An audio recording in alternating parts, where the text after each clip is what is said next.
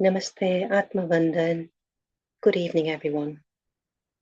Om Shri Paramatmane Namaha. Om Shri Paramatmane Namaha. Om Shri Paramatmane Namaha. Om Shri Guru Bhyo Namaha. Good evening, everybody. Thank you so much for joining us today. Today, we're going to start from chapter 15 because I think we may have left it halfway last time. So welcome back after a short break. So for those that are new who are joining us today, we're going to be reading and carrying on from the book called The Compassionate Buddha by the very learned AnandMurti Guruma. And this book is absolutely amazing. So we'll read the chapter today for about half an hour to 40 minutes, and then we'll have a short meditation, and then we'll have time to reflect on what we've learned on the chapter. So, chapter 15, page 144. The ocean in the drop. You are thee, upon whom you meditate. You are thee whose name you chant. Keeping eyes closed, you are meditating on thee. You are his reflection, his face, you are thee. Where rain falls without cloud, makes the world green. One who relishes the greenery is thee. My master made me drink this divine wine. That bliss is thee. Bliss too is thee. You are none but the one you meditate upon. You are none but the one who nourishes, who flourishes this world, and also the one who sees all the luscious greenery created. You are none but the nectar of bliss, showered by the Master. You are that, what you seek. The divinity residing within you flourishes the world and cherishes you. This refers to both the supreme consciousness that cherishes you and the other, that is the form of nature. The entire prolific vegetation and greenery. Moreover, the face of the divine is none other than your own face. You are the one who meditates upon the highest, the greatest experience anyone can have, and the pinnacle of achievement. The actual experience cannot be expressed or communicated through words, but this is the closest statement that can be made. Thou art that. You are that. The one who showers cloudlessly and flourishes this entire world, and also the one who sees all the resultant luscious greenery. On the face of it, to the ignorant one, this may come across as an egoistic statement, but it is far from that.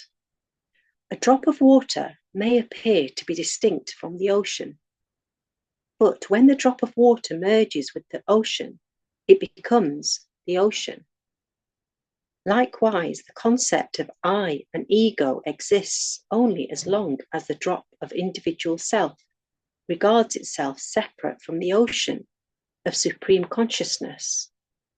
But after seeking, one finds that it is the oceanic, all-pervading, eternal supreme consciousness itself that is hidden in the seemingly limited identity of this drop of I. And when this drop merges with the ocean, by breaking the barricade of illusion, the limited I merges into the limitless. Now the drop can proclaim its identity as the ocean, if it so wishes. The one who is responsible for the existent greenery in nature, and the one who observes this greenery, the supreme consciousness present in the observer and in the observed nature, they are not two, but one and the same.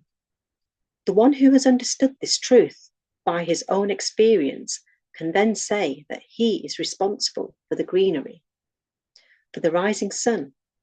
There is a well-known quotation in Vedanta: light in the stars is mine. I reflect in the sun and moon. I am that ever blissful supreme consciousness. I am none other than Shiva. I am just Shiva. The one who has experiential knowledge of his or her real macrocosmic identity, the one who has attained the higher wisdom and knows the truth, can declare, I am the cause and creator of this world. I am responsible for the flourishing nature, for the rising of the sun, the moon and the stars. I am the creator and I am the witness.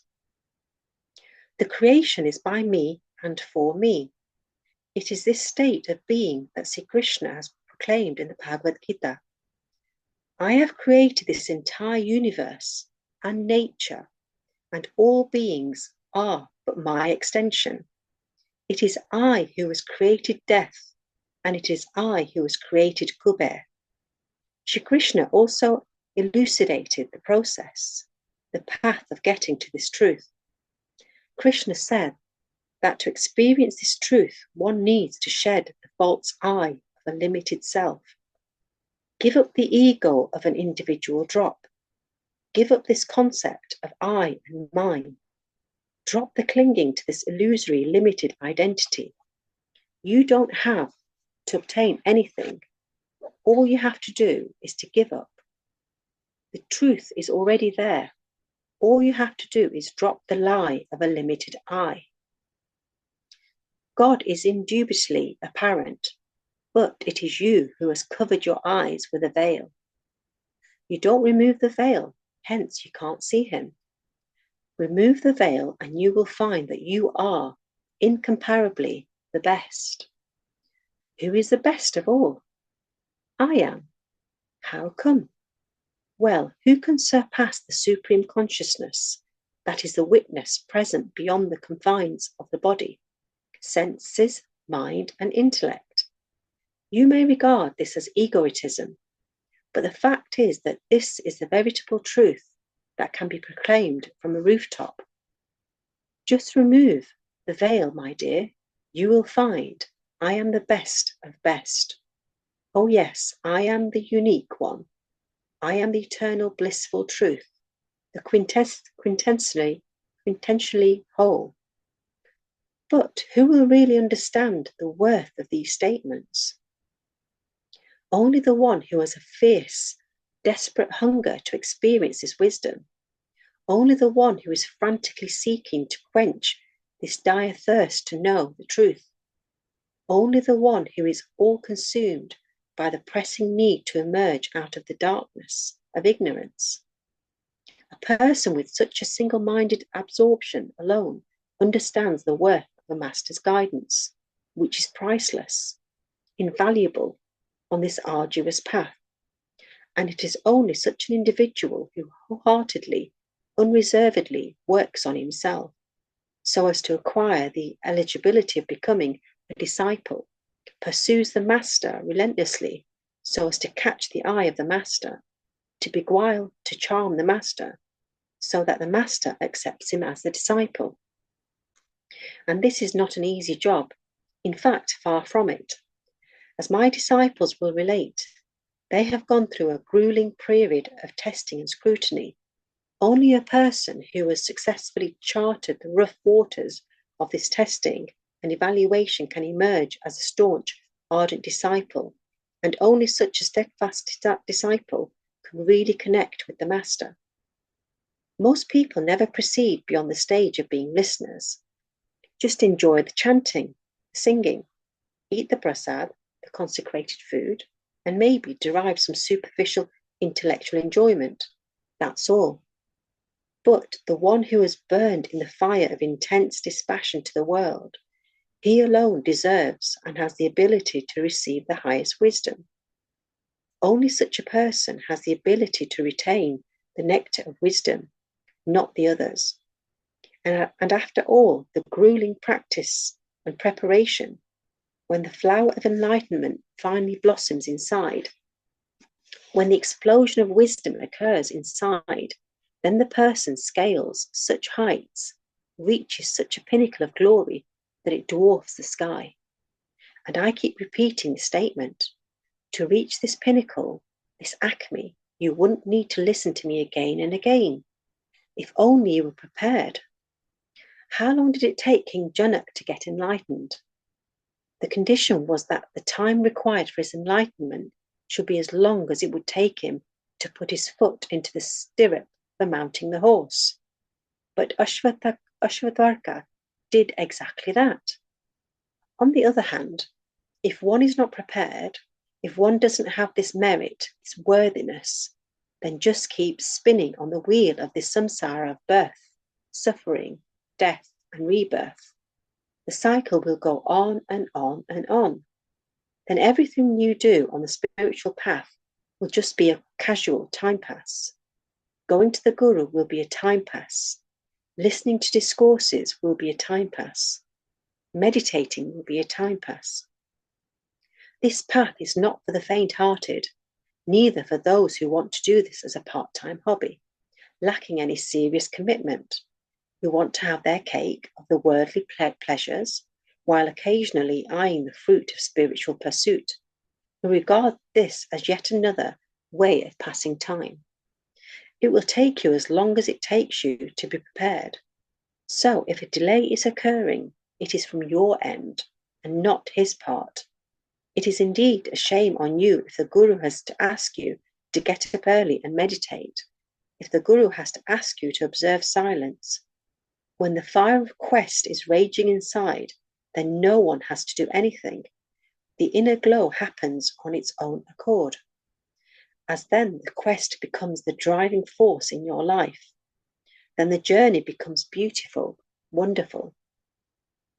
For many, the journey hasn't even commenced, despite listening to innumerable discourses. For some others, although the journey has commenced, there are so many interruptions that he or she has to start all over again. Such should be the depth of contemplation that one forgets to eat, sleep, laugh, and has no time even to die. Such should be the fervour for meditation. Such should be the inner stillness. And vairagya, intense dispassion, is an indispensable tool that creates such a deep inner stillness that perhaps cannot be achieved even by meditation. The depth is brought by vairagya, knowledge, imparts ascent, and vairagya imparts depth. Vairagya is the key to achieve depth in inner stillness. and this transforms you completely. So much so that anyone who comes near you can sense that something special, the X factor, so as to speak, in you. On the other hand, those who live at the plane of the mind, who have nothing special about them, you feel like getting away from such people. Who is inside you? You are none other than He, the one whose face you meditate upon. Your face is that face. But alas, now you don't have the time to look at His face. You are too busy seeing the faces of your children, your grandchildren. Remember, you don't want to see, hence He doesn't want to show you. In northern India, there is a custom that after the wedding, when the bride first enters the groom's house, those who want to view the bride's face covered by a veil have to give her money to be able to do so. Well, the Lord is waiting for you to pay the price before He unveils Himself to you. After all, nothing is free in this world, as you all very well know. And if one has to pay for the worthless objects of this perishable world, what can one say about the price of the priceless? You could have lived in rapture. You can live in rapture. I sang the song, remove the veil inside, and see that you are the best of best.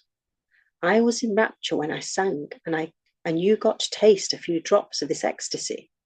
But that is not your own ecstasy.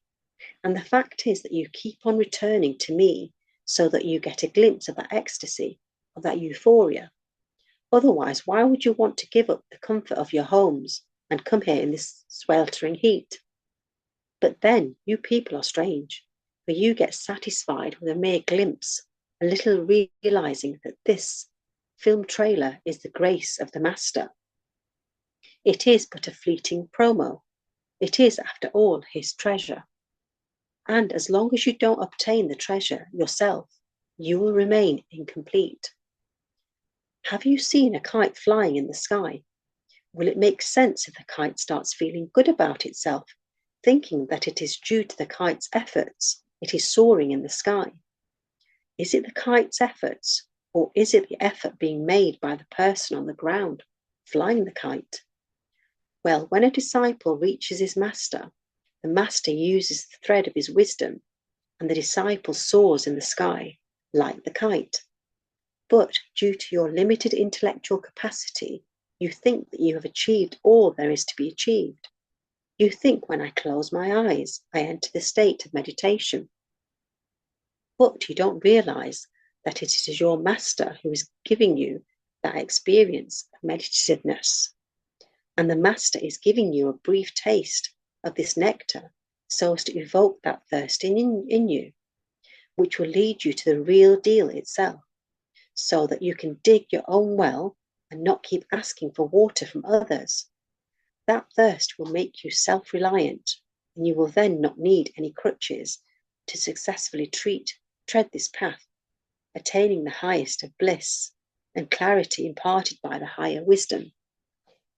When you become self-reliant, why not do so? See, when the son matures and becomes responsible, self-reliant, who is the happiest to see this? The father. Likewise, a guru who is really jubilant the day the disciple stands on his or her own feet.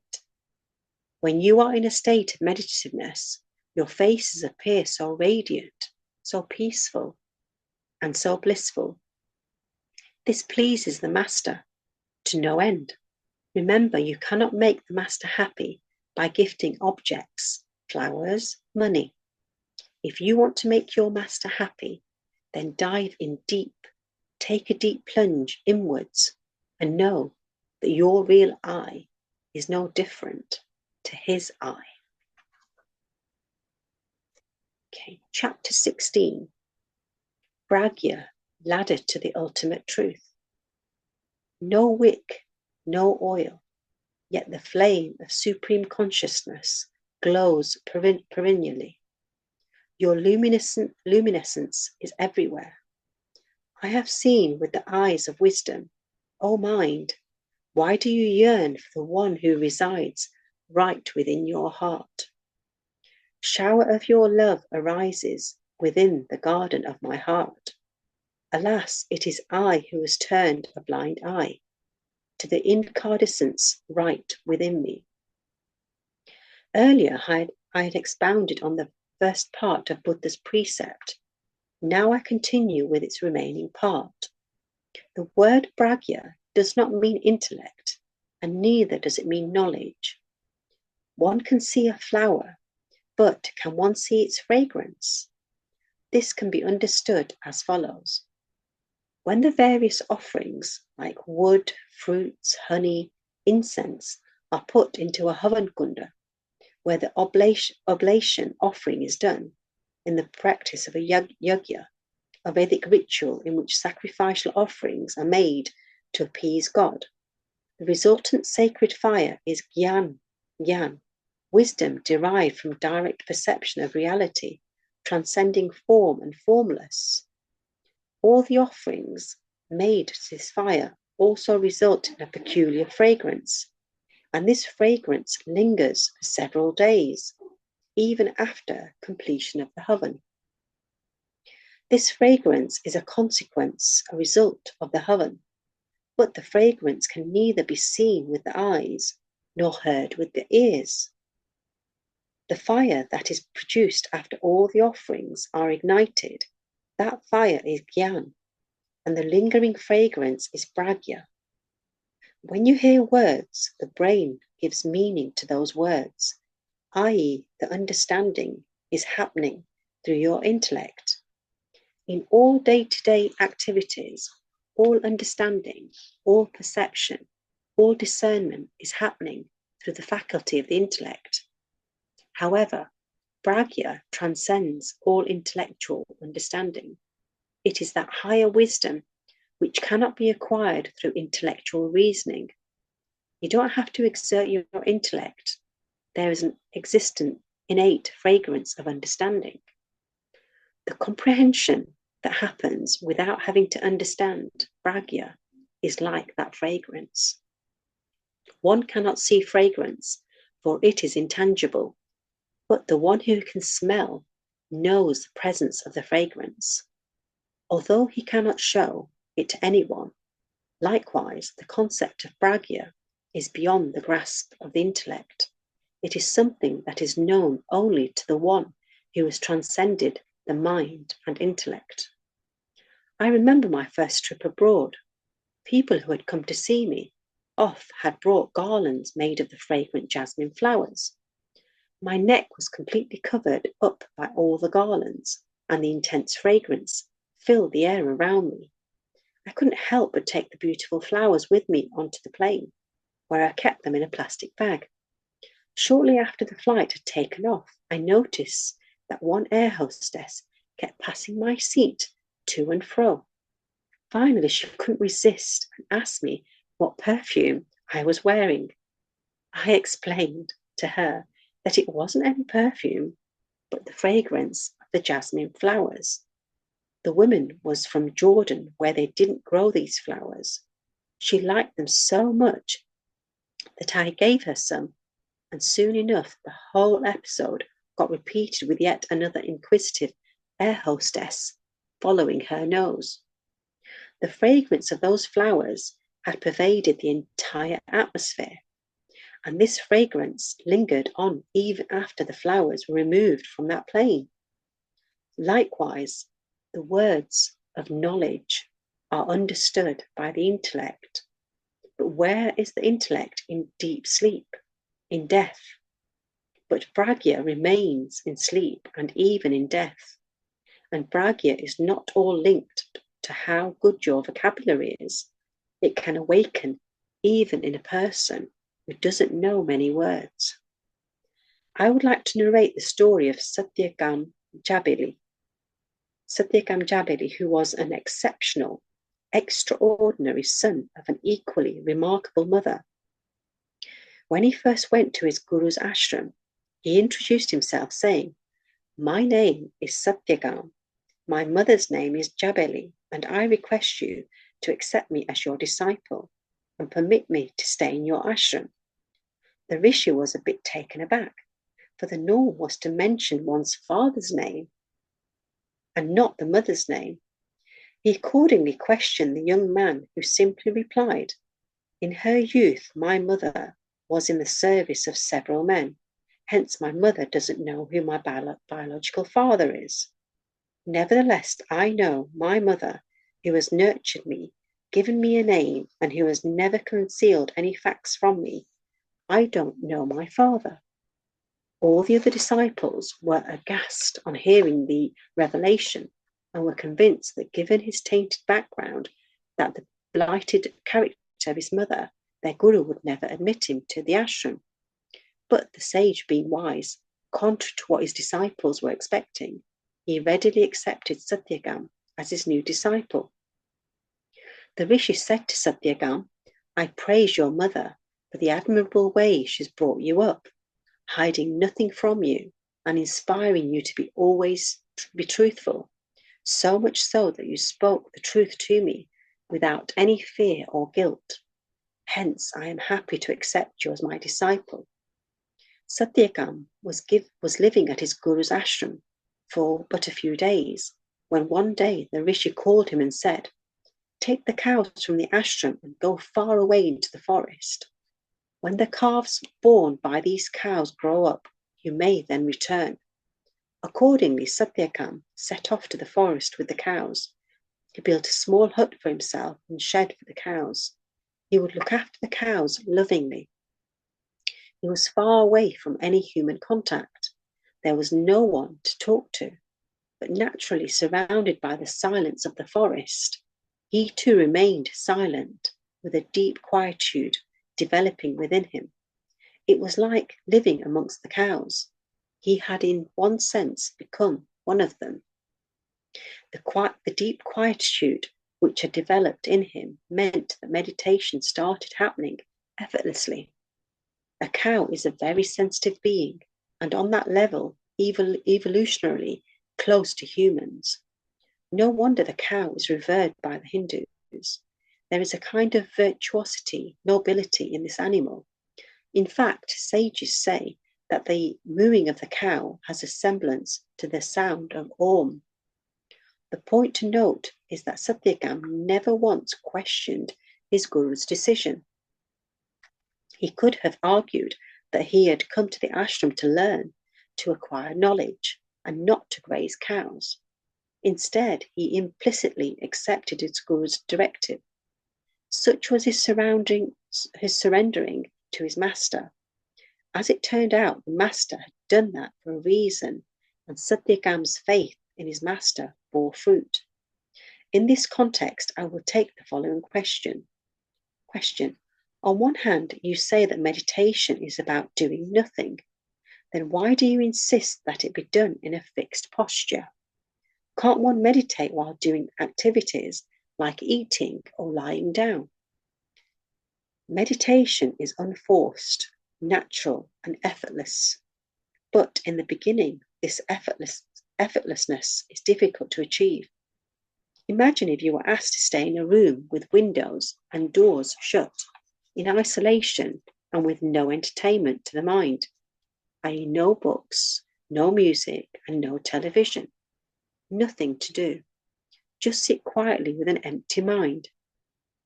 You will find this excruciatingly difficult, even for a few hours.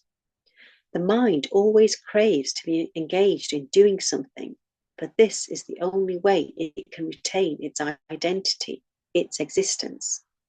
If someone asks you to sit without doing anything, empty your mind and sit down quietly, you will say, "Okay, I will sit down and meditate," and then you will use some technique, be it a mantra, recitation, etc.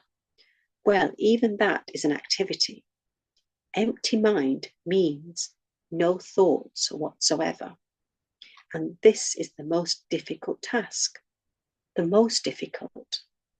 Our mind is used to doing something or the other at all times.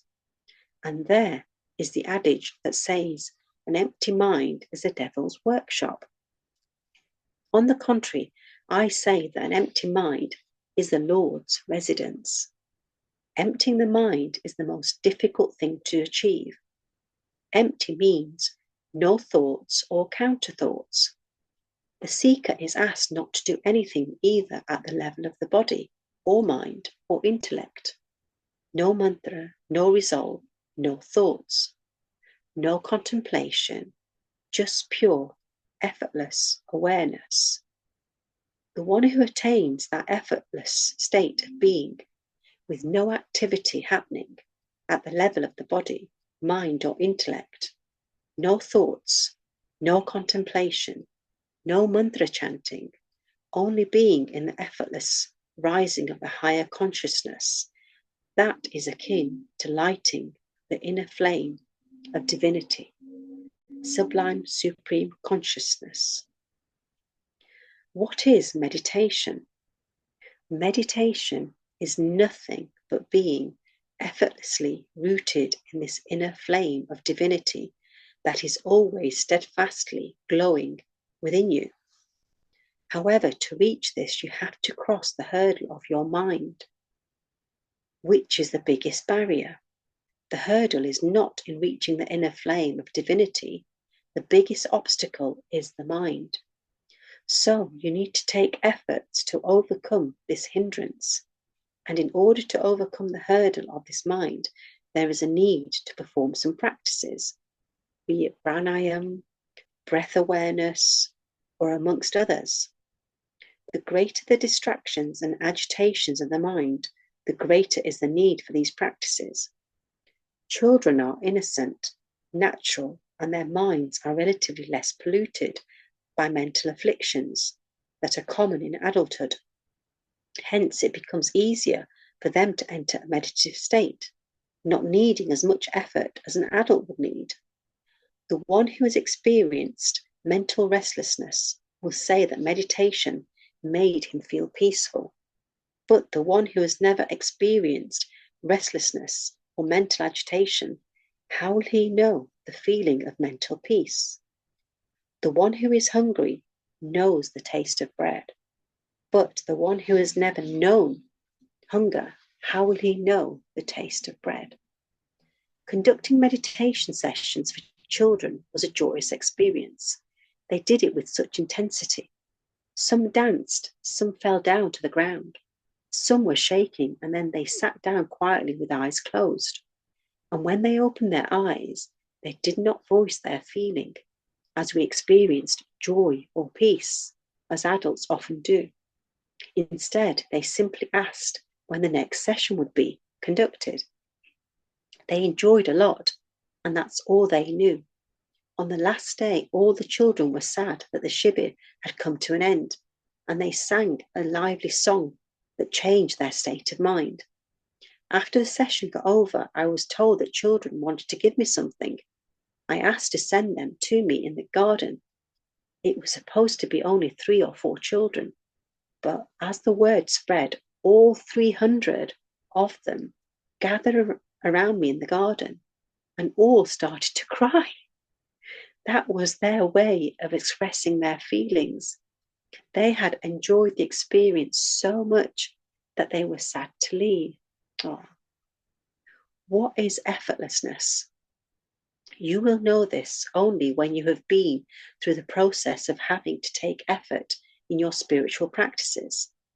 The more the frustrations and agitations in the mind, the more is the need to meditate.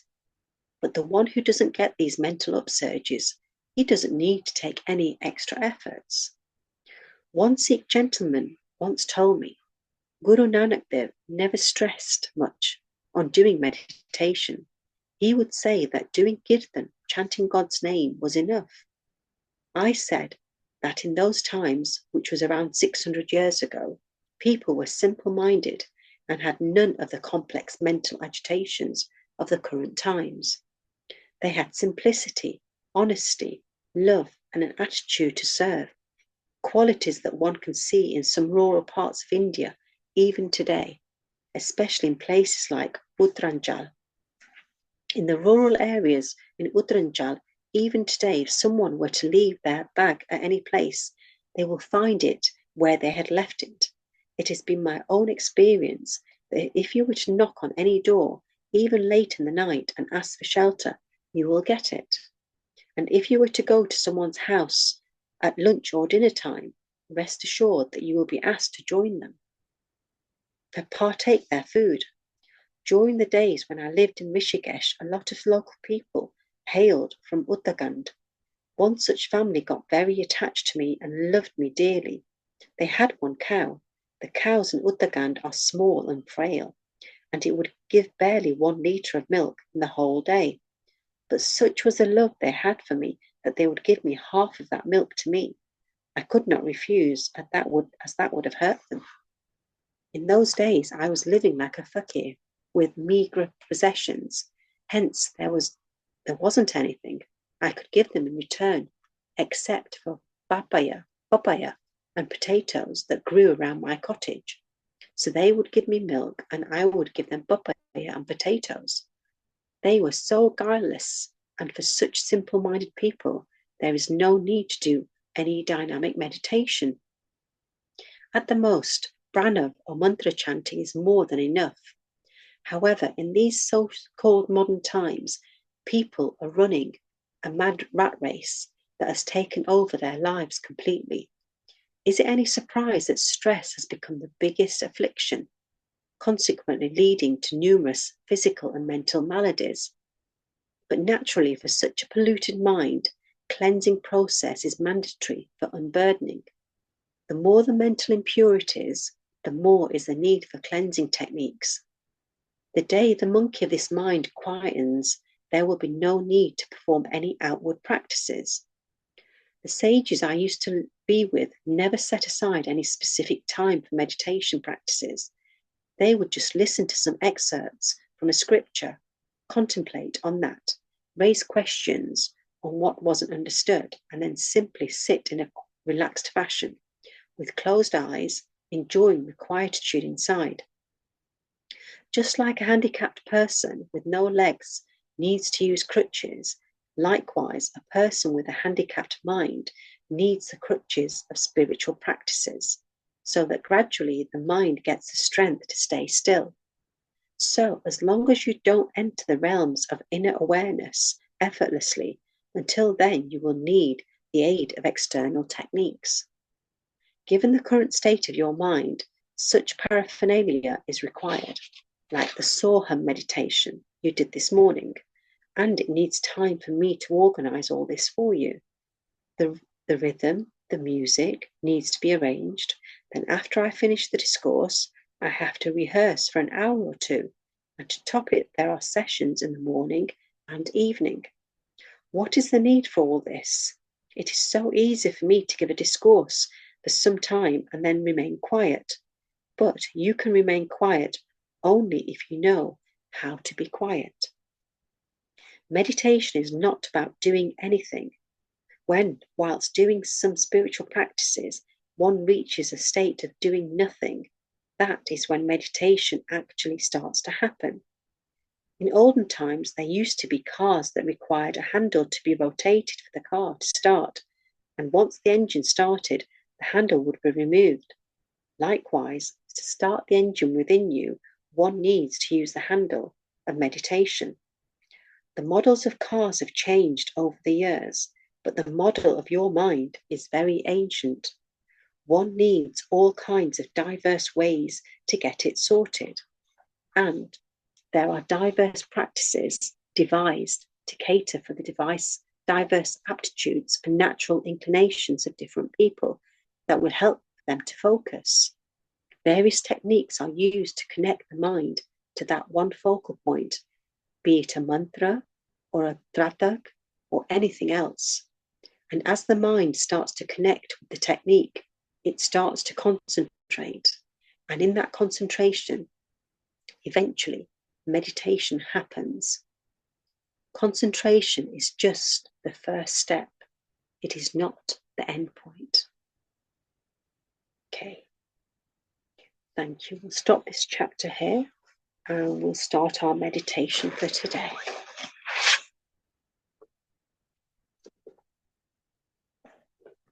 Okay.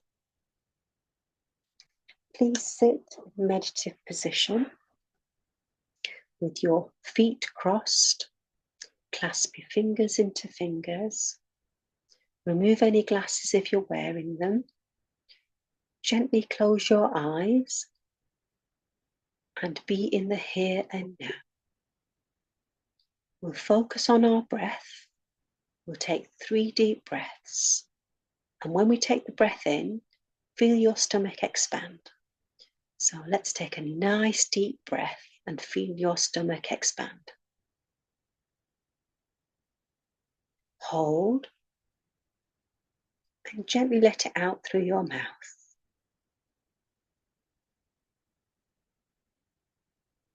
And again, a nice deep breath.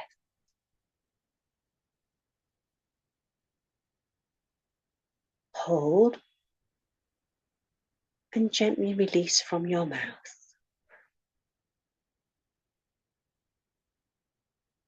And again, a nice deep breath.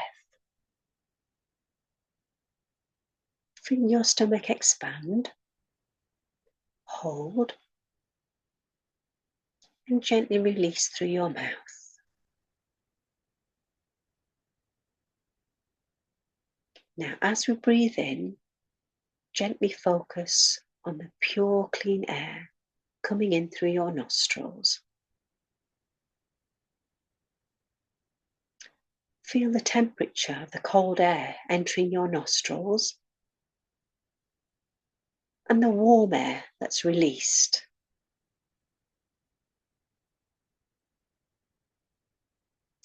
Focus on your feet and your toes and feel them totally relaxed.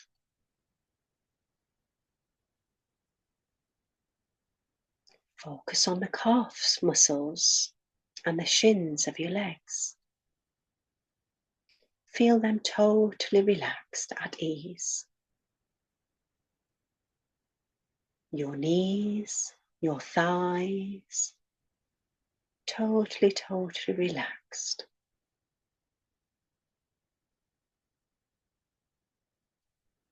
Your hip area,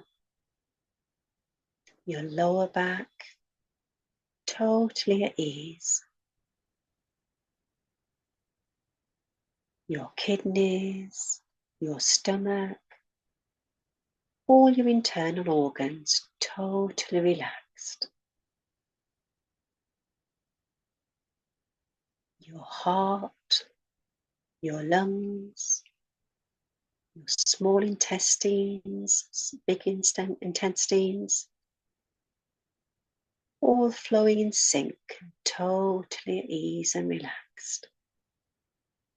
Lower your shoulders.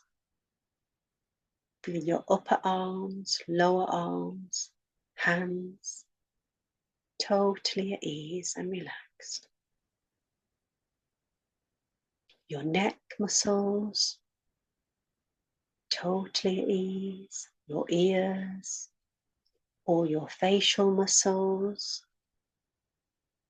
your head, forehead, totally at peace and relaxed.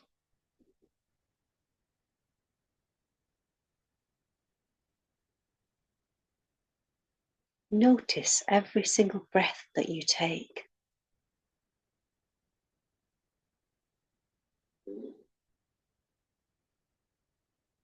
With every breath, feel the nourishment it's giving and energy to each and every single cell, vessel, nerve, organ within your body. Feel totally recharged, re-energized. With every breath, feel the positivity coming into your body. And with every outward breath, feel the release of anything negative, any toxins, anything that's been holding you down. Feel it gently releasing and coming out of you.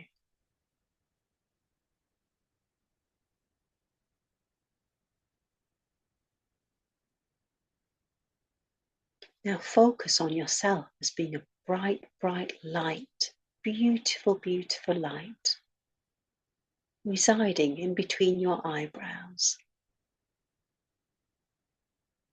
Totally, totally light, free,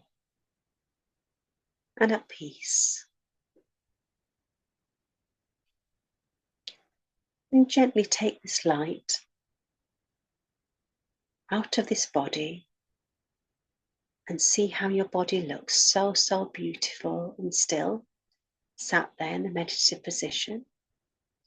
And gently make your way out of your home, out of the rooftop, into the beautiful, beautiful sky. And as you gently go and fly high as a light, go with the flow, go with the breeze. Listen to the beautiful birds around you singing their beautiful songs as if to welcome you. And as you fly high and high, you come across a beautiful forest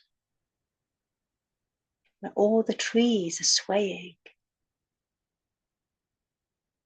And as you enter this beautiful forest, feel the luscious greenery around you. The grass is like velvet green grass. And see yourself as a beautiful seed that's on the ground. And as this seed that you are, feel yourself taking shoots, roots coming out of you. And each root, one by one, is going through the soil, through all the different layers of the ground of Mother Nature. You're expanding your roots, and at the same time, you're growing upwards and strong as a tree. You're having a beautiful, beautiful roots that are coming out, and at the same time, you're growing upwards as a tree. Strong, strong, beautiful tree.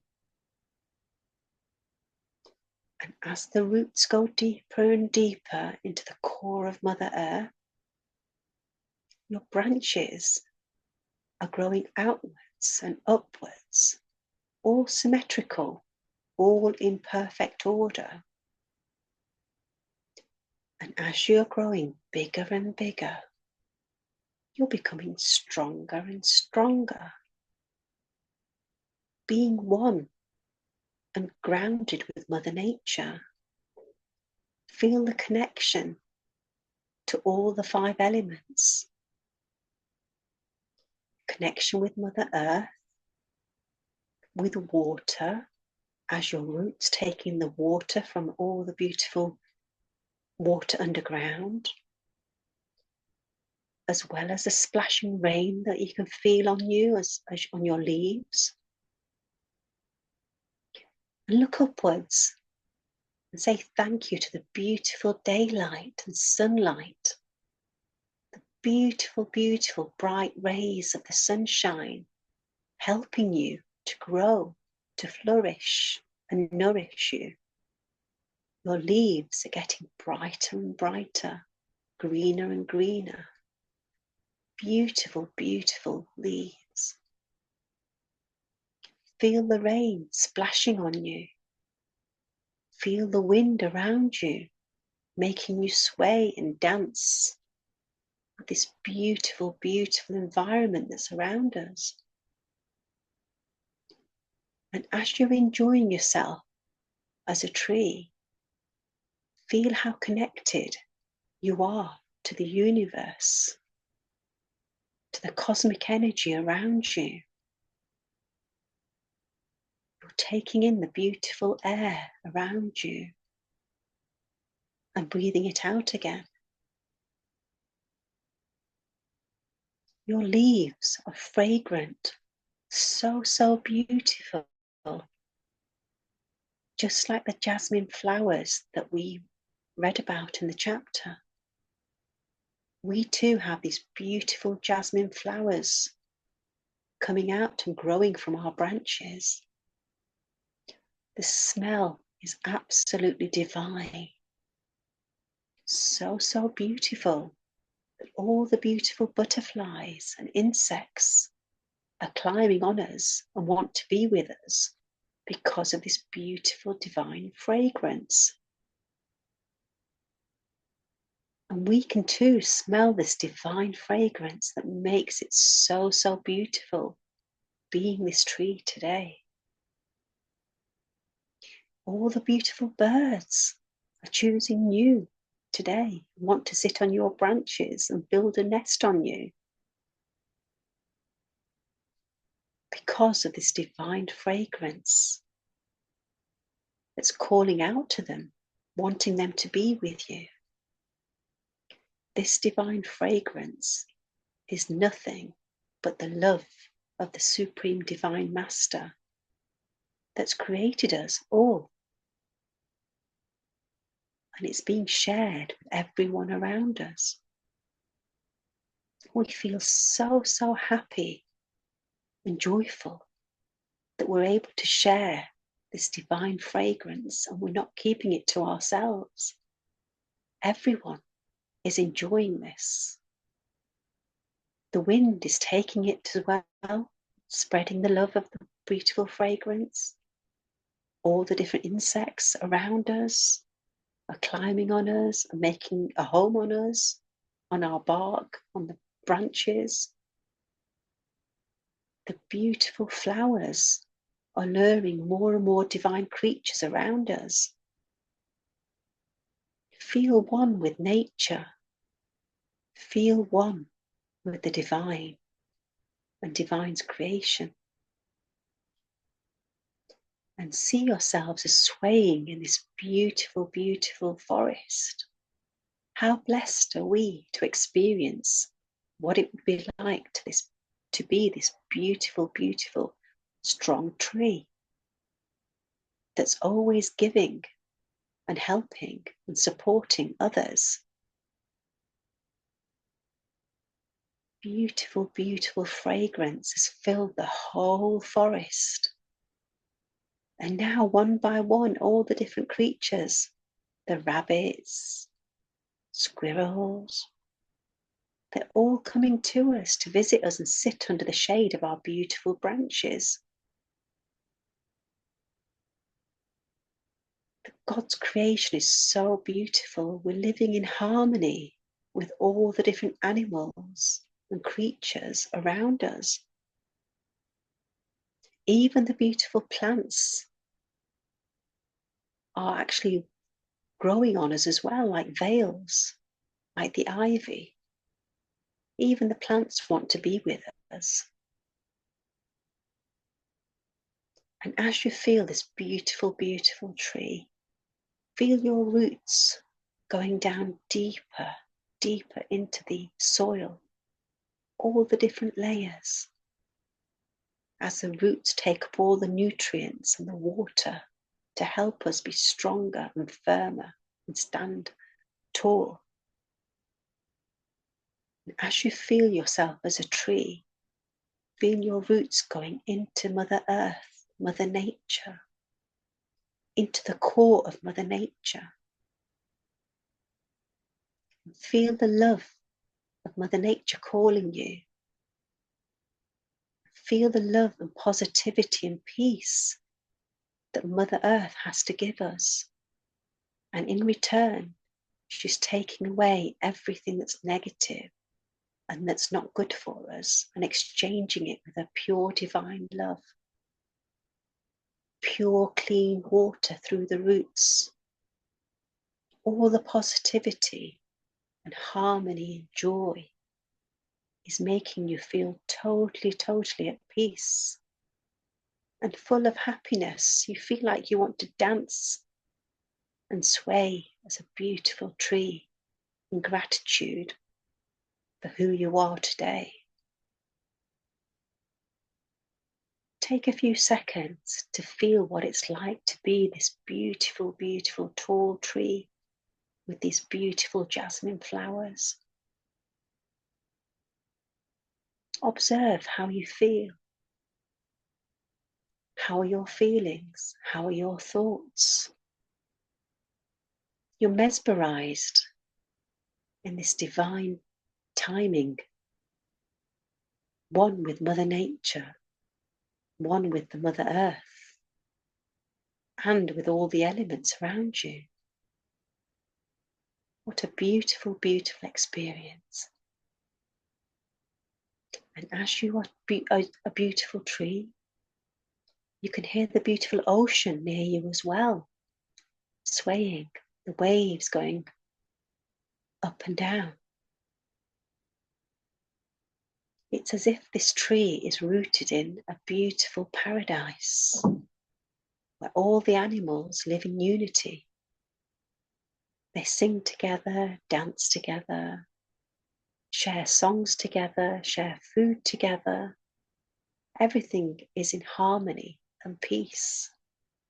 And you too are part of this cosmos, part of this beautiful, beautiful family in the jungle that we're here today. All your needs are met. You've got beautiful rain coming on top of you, beautiful sunlight nourishing you, and the beautiful nutrients and water from your roots. And you're letting go and releasing everything that doesn't serve you. You've got a system going through your roots. All the positive is coming into you, and you're cleansing and getting rid of all the negativities out of you, all your bad habits, anything that you want to change. Feel as if you have changed, you have grown, and you are now living in a positive way that's good for your spiritual development. And as you grow taller and taller, feel as though the sun is giving you a big, big smile as you feel the beautiful, beautiful, radiant light on your leaves and flowers. How beautiful it is to experience being a tree, if only for a short time. Smell the beautiful jasmine. Feel the beautiful leaves and flowers around you. Flowers are almost so soft and delicate, like velvet, beautiful, radiant white colours, hues of cream, whites, against the backdrop of your beautiful green leaves and your brown bark of the tree. Perfect in every way. And as we enjoy being this beautiful tree, see yourself as the tree, strong, a good, strong foundation, and able to reach the stars as well, symbolizing growth, not only on a physical level, but mentally and emotionally we can grow and become stronger with the divine's guidance. So let's say gratitude to the divine masters. They're always there to help and guide us, but we just need to be aware of them and hear them. Deep, deep gratitude to the mineral kingdom, the plant kingdom, the animal kingdom, all birds, all species, to all the 4 seasons, to all the 5 beautiful elements that work in sync with our bodies and mind. Deep, deep gratitude to our parents, grandparents, all our ancestors for giving us so, so much in terms of knowledge, everything that we need to live, guidance, help and support. Deep, deep gratitude to all our gurus, all our teachers, for helping us evolve and grow and become strong like this beautiful tree. Deep, deep gratitude to the Supreme Divine Being, Paramatma, who resides within us and is there always to help and guide us, for giving us this wonderful opportunity to experience this peace and joy and happiness. Deep, deep gratitude to all the divine masters helping us, protecting us, showing us the light and how to turn inwards. Deep, deep gratitude to Guru Ma for all her knowledge, for this amazing book, to Lord Buddha for all his guidance, help and support, to Mawthar Babaji for helping us, unify us and bringing us all together on this platform. Deep, deep gratitude to every single thing we have in our life and every single person in our life, from our family, friends, siblings, colleagues, neighbours, everyone. Deep, deep gratitude for them playing a part in our lives and helping us and supporting us in so, so many ways. Now, from being this beautiful tree, gently see yourself as a light again. See that light in the heart of the beautiful tree, and gently take yourself away from the beautiful tree and see yourself as this bright light in the sky once again. And gently flying high and high through the clouds, gently come down through the different layers of the clouds, where you can see all the houses like miniature toys, back into your neighbourhood, into your home, through your rooftop. Gently come down, back into this body of ours, this gross form, and settle yourself between your eyebrows once again. Deep, deep gratitude to all the people, all the things in our lives that are helping us grow and evolve on our spiritual paths so that we can achieve our soul purpose and make our lives count. Deep, deep gratitude to you all for sharing your divine energy today. Now gently rub your hands and your fingers, place them on your beautiful eyes. Gently open your eyes and feel the cosmic rays, cosmic energy going into your eyes. Spread this divine light over your face, head, ears, neck, shoulders, arms, chest, stomach, thighs, knees, legs, feet.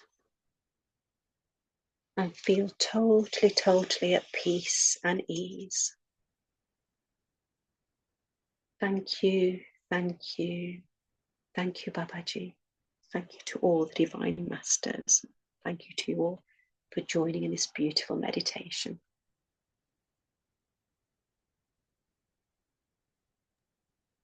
Thank you, Meena ji, for such a wonderful session. And welcome back. And today's chapter was like, very heart touching, like how our masters are reminding us that why surrender is important. And when you are choosing a master, you you need to follow the guidance. It's not like, I have a master, but still I am in my worldly things too much, that whatever the instructions are coming, I'm not following my master. I am interrupting, and then I'm expecting some miracles in my life, whereas I'm not following what I have to do actually. And about the meditation and all those things, how beautifully Guru Ma explained it. Like, physically I'm here, mentally I'm somewhere else. It doesn't make sense. The things will work when you are mentally, physically, and emotionally you are present there. And like, I like she used very funny examples, like first of The plain one is also like uh, eye opener, that the fragrance of your character or the light you are holding is within you, right? Like I'm correlating it with that jasmine flowers, when she was traveling, that she want to keep it, but like sometime, yes, you but still the people, because of the fragrance, they want a bit of that with them. The same is with us when we have a person who is means a guru or a very enlightened master like Lord Buddha, or any master, right? Um, their glimpse of fragrance of their own personal, their own personal journey. We all want to connect with them on soul level. We all want to take that part of them with us. Like when you're reading, well, first of all, your voice is very calm and peaceful. We feel that. And on the top, Lord Buddha's energies are the same. And Guru Ma, the teachings she is saying that transformation only happens when you allow yourself to go through that process. What I learned from today's chapter is, means I, because when we do meditation, before I have so many things in my mind, but after meditation I completely forget the thing that. But when you were explaining something that was very funny, where you used two names, nirvana, or one something, two words, you were explaining that these both are very important, and you gave some example there that was very funny. But when you think in the depth of those examples, you relate with the things on a very deeper level. Like we are attending this session, right? To attend this session, I have to make time. Like this is the time when the session starts, right? And while you are reading the chapter, how aware I am? Am I allowing myself to declutter my old pattern, thinking pattern? And yeah, now I remember. She used the word that people says that when your mind is free, it's a demon, right? But she said no, it's God, because that is the time when you are talking to your own self, and when your own mind is giving you the things you have here, right? And we are saying like, oh, because when you're listening to a music or when you're busy with some activity, you won't focus on those things. But when someone says, sit quietly, things come back to you. Suddenly some thoughts came in your mind. Why that is that particular thought came in your mind, nothing else. So many times we do the things like I'm completing a task, but I'm not aware of it. Like sometimes we make our tea or we cook food, right? We are not fully aware. But when we are doing some official work, because it is written work, we are very much aware what I'm writing. We go for the every detail, right?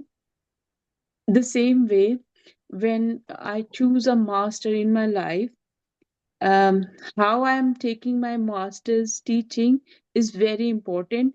Am I cooking that food here, or I am using the recipe of my master here and in my heart for transformation? Oh, why my master is saying this way? Why he is saying that I am my own enemy, no one else? Because this is my mind is telling me to focus on the things which are not necessary. In the same time, so many people are my like Nagendra ji. He is in office, but he wants to do this session, right? He is present here. Doesn't matter what he is doing. He made that choice, right? And in the same time, there is a means. I'm just giving an example. It is not any kind of um, thing related to any person. Sometimes we use chanting, sometimes we use other kind of songs, yeah, according to our mood, right? But when we go with the lyrics, right, chanting connects you with the divine. But when you listen to the songs, if it is not spiritual, if you go for other songs, you connect with those songs on an emotional level, like this is happening with me. The same way, when I connect with the core means chorus of my guru, right, what my guru is telling me, I understand the rhythm, I understand the words, it hit me here, it goes direct here. When you were talking and I was laughing, on the same time, yes, yeah, this was happened. Because since from my childhood, my dad have this habit of taking us to all different scenes. He actually wants us to elaborate, to listen to everyone, not to go to the particular place. He said, wherever you get the knowledge, go, and especially the spiritual one. And so many times, because we being a kids, you are sometimes very funny, right? You are not listening, you're not focusing. But when parents say something, like, literally, your kids also were doing the same, right? If you take them to any spiritual places, when they come back, you do something, they will pop up and say, hello, you took us to that place. What that master was guru was saying, you're not acting that way. It happened, yeah, because practically they are in front of us, they are seeing us, but my guru sees through me. Means, I don't know why these things are coming in my mind. Like all these example, if you go into the depth of how Guru Ma in through this book is actually decluttering our thought pattern, telling us so many things. Even when you started reading, all past chapters came in my mind, and I was like, how beautiful it is, like, since from the beginning till now, so much transformation. It is not like transformation is not happening, it is happening. And hats off to you. Thank you so much for choosing. I always say, we won't choose anything, things choose us, because that is the plan of the divine. But to express that thing, to deliver that thing, it is also very important. So deep gratitude, and deep gratitude to AnandMurti. She makes this the base of this book is very, she used very simple language, which you feel from your soul.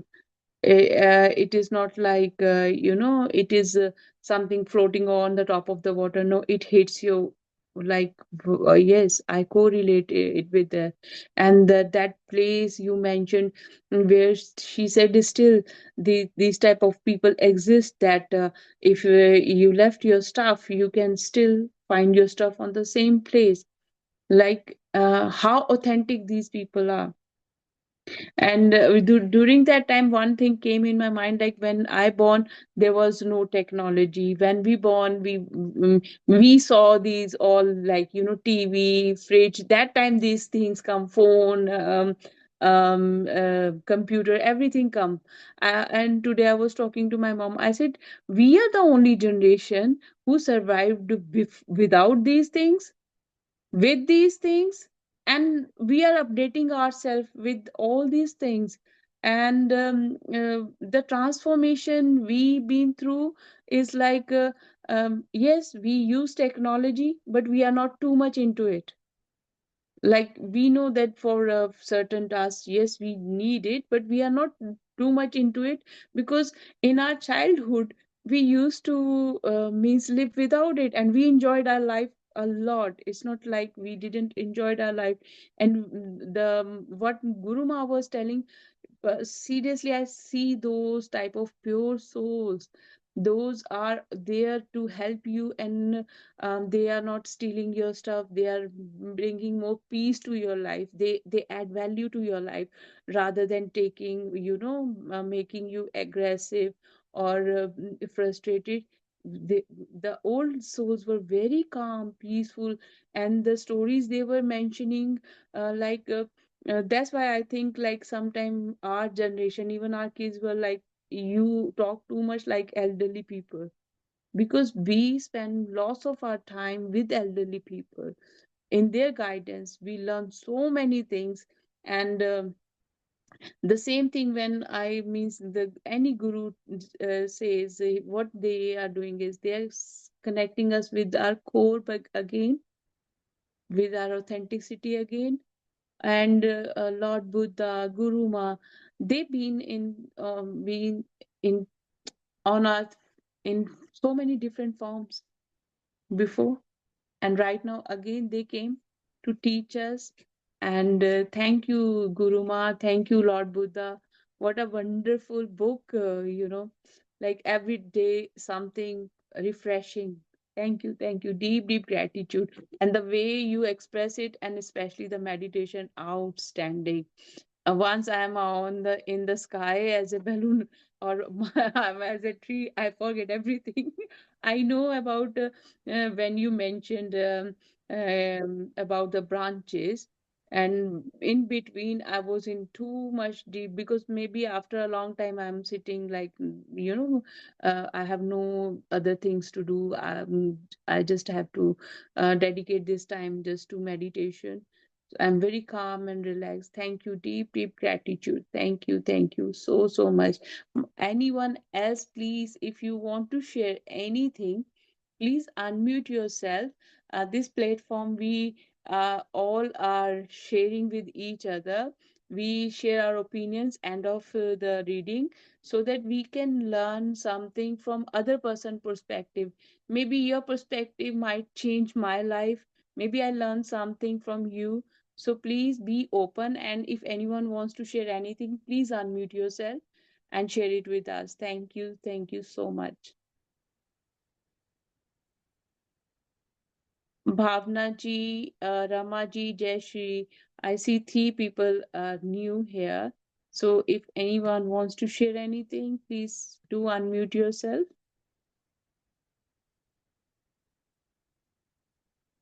And it is our own platform, so you don't need to be shy. And thank you, Nagendra ji, for your message. Thank you very much. And what's your opinion about today's chapter, Meena ji? Heartfelt gratitude, first of all. Monica ji, like you said, this book is so divine. I think Guru Ma and Lord Buddha chose the book for us because of the direct link in terms of meditation, that's in there. In each chapter, it's always some sort of link to decluttering our mind, clearing our mind. If the Guru's told you need to meditate, take that time out for you, then you should do it. You shouldn't have to be told again and again. And to me, it's like, I need to be told again and again. So I feel as though everything in here I feel it's directly to me, and yet it's for everybody. So it's just how amazing Guru Ma's put this chapter and this book together, which I didn't choose. I'd actually bought it, never read it. And, I just had this inner voice saying, pick this book. And we're halfway through it, but I don't feel I want to give up. Next few weeks we'll be completing it, but it's like, it's an onward journey. And I feel so, so grateful that I've had this opportunity to do this. So heartfelt gratitude to you, Monica G, for inspiring me, and all the divine masters, because day by day, I feel I'm growing in some shape or form. You can't always put your finger to it, but I know there's some change happening bit by bit. Even if it's just an understanding or something new that I've learned in the chapter. So yeah, heartfelt gratitude. I really, really enjoy this time, and the reflections that we have afterwards. It's amazing. So, and the meditation, in the morning, I think, what can I talk about? What should we have a meditation topic today? And to me this morning, I kept hearing trees, and trees are so vital. So that's why I chose a tree for the meditation today, because we take it for granted.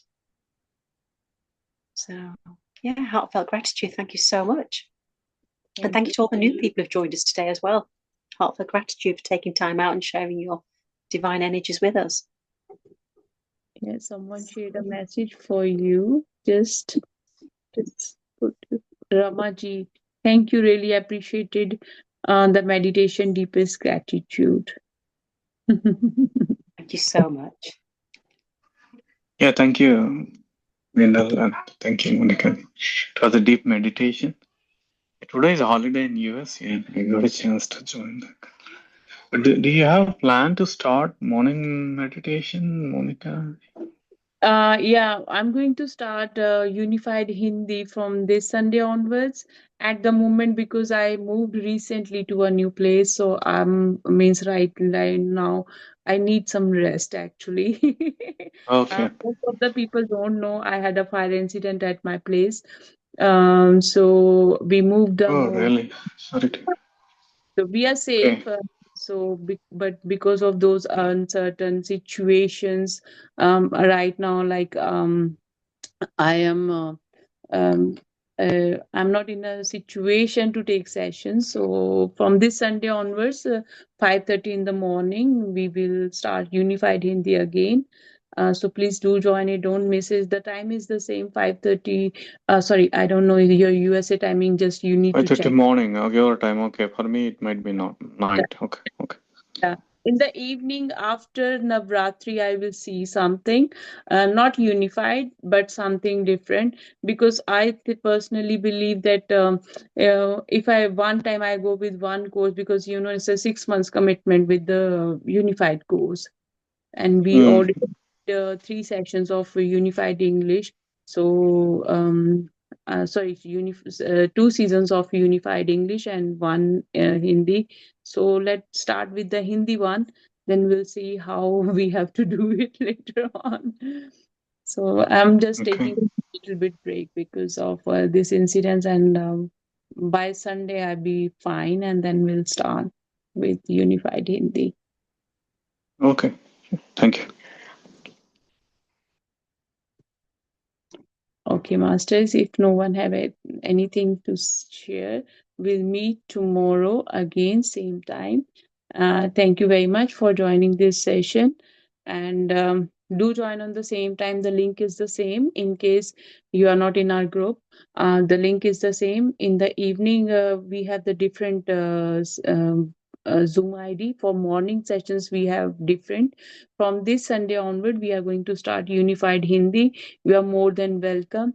If anyone wants to join, if you join through Meena ji, ask her for the group details, and she will share the link, and you can join our unified um, our unified group, WhatsApp group, and then from next Sunday onwards, you can also join the session. Please do join it. It is a complete transformation. You will see it's a similar guided meditation, but the course is most of you maybe know about Mahavatar Babaji.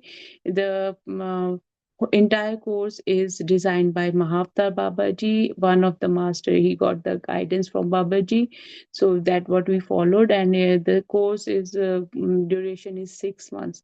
So please do join it, and it you will, once you start it, you will see where your personal growth.